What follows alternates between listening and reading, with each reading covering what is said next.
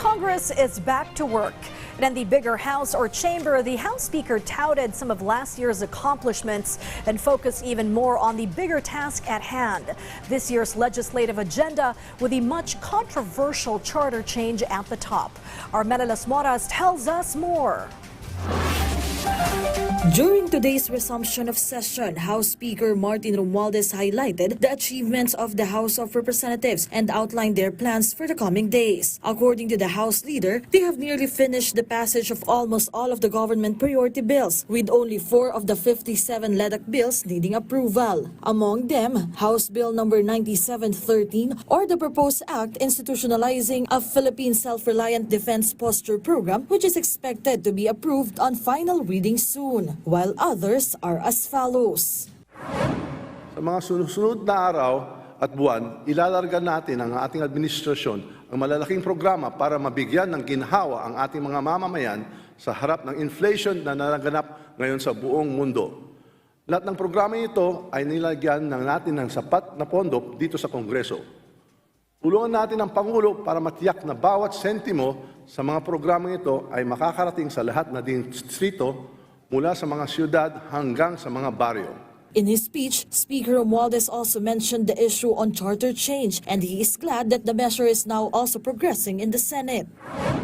It is critical that we facilitate the entry of foreign capital and direct investments into our economy, and it's imperative that we re-examine the Constitution and carefully scrutinize pertinent economic provisions to eliminate the barriers that restrict potential growth. We therefore welcome the recent move of the Senate, led by the Honorable Senate President Juan Miguel Zubiri, in joining the House of its representatives in its historic and laudable efforts towards charter change via Constituent Assembly. In a quick ambush interview, Romualdez denied accusations that he ordered signatures to be gathered for the People's Initiative in various parts of the country. Before the session, several hearings also took place at the lower house, such as the one organized by the Ad Hoc Committee on the Relocation of the House of Representatives complex, where the proposed transfer of the lower house headquarters to Taguig City was discussed, generating various reactions. This is in line with the committee's effort to come up with a transparent, inclusive, and collaborative consultation with our major stakeholders. Likewise, we would like to hear the survey results conducted by the HR of the House of Representatives and other stakeholders in our desire to hear out and address the concerns of our own employees.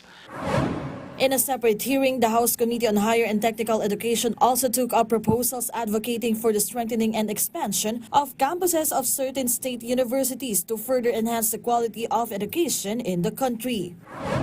We'll be much busier this year with weekly meetings since we have to attend and act, as well as deliberate on the remaining measures referred to this committee before the second regular session ends in just a few months. Melalas Moras for the Nation.